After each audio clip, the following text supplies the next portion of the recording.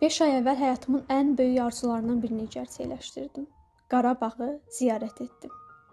Cıdır düzünə çıxdığım an içimdə qəribə bir qürur doğdu.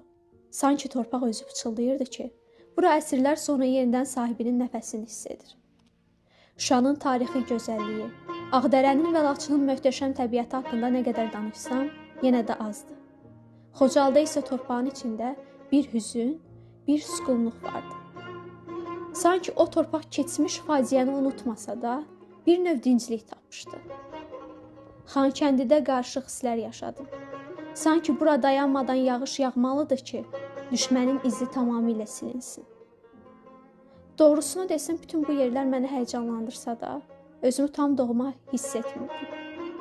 Ta ki, Ağdama gedənə qədər. Məni ən çox təsirləndirən məhz Ağdam oldu. Hər bir kəndin çıxışında şəhidlərimizin fotoları vardı. Bəzi qəhrəmanlarımızın şəkilləri isə onların şəhid olduqları nöqtəyə yerləşdirilmişdi. Bu torpaqdan keçdikcə hər bir şəhidin hekayəsini dinlədim. Onların izlərini hiss etdim.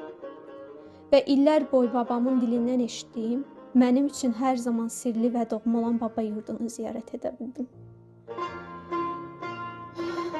Təəssüf ki, Qarabağın azadlığı uğrunda əziyyət çəkən babam bu qələbəni görə bilmədi. Amma dağıntıları arasında gəzərkən mən içimdə qəribə bir rahatlıq hiss etdim.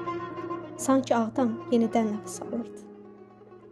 Ağdam, mənim qəhrəmanlar şəhərim. İgidlər şəhəri, sənin azadlıq günün mübarək olsun.